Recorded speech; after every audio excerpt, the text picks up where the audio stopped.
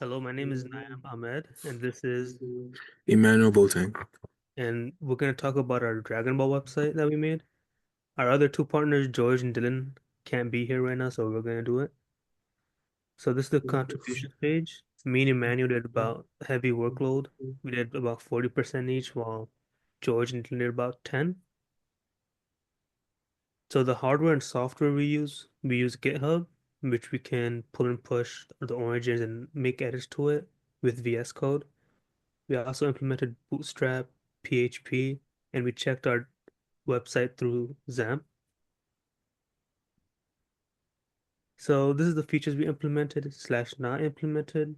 We implemented all the features that was required for the project. We had five different sections for the user can choose from.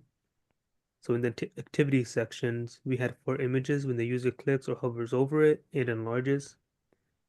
In the reservation section, we implemented all the features such as check-in and out dates, a thank you response after submitting a reservation. We also have a comment section where a user can write comments about their experience or their concerns. We also have responsive screenshots and different sizing for different devices. And now Emmanuel is going to go over the website for you guys. I'll show you how to visualize our code using XAMPP, GitHub, and the browser. You open XAMPP, start the Apache server where we will use it for PHP, and then reload this where our midterm project is currently being served at the local host at midterm_project. Um, we use GitHub to fetch and pull and push. Since there are no updates, I could go on and show you. So this is our homepage, the DBZ Resort at number 1 Normal Montclair Avenue in Connecticut. And then our email is down here. We have the yurts page. The yurts page. We have an activities page. It shows pictures from the DBZ. And when you click on the picture, it makes it full screen and the background is black. You can click on different images. Click. And then if we make it a different size,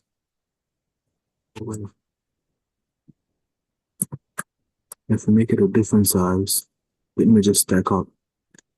So on an iPad Pro, it's still 4 images, but when we use the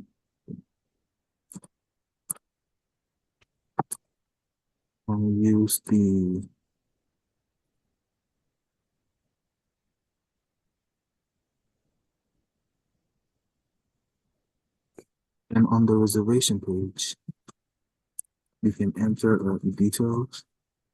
You can put my student address. No. Yeah. Check-in date would be the 6th. Checkout date the 29th. Pick a suite. Then you put the phone number in as it says. An email. Number of people in the room. Pick a different card and then put the card number in.